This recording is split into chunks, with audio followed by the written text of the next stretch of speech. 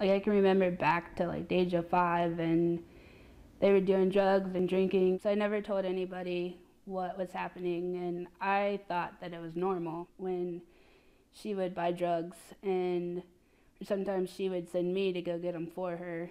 And then when she didn't have money, she would prostitute herself for the drugs. And when I was 11, I went with her one time, and they offered her money for me instead. And so she's like, yeah, you can do whatever.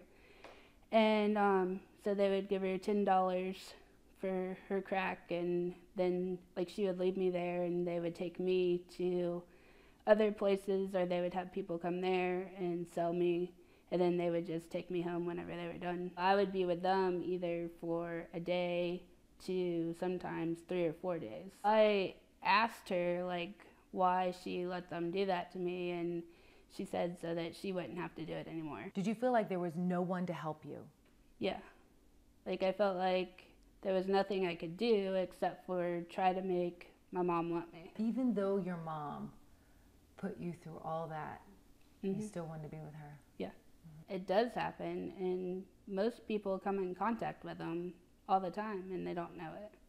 Like I know there were so many people that saw me and did nothing. People would see me walking down the street at 2 o'clock in the morning going home because I was left somewhere, but nobody ever stopped and wanted to know where I was going. When I was in middle school, I would ask my teacher for detention so that I wouldn't have to go home.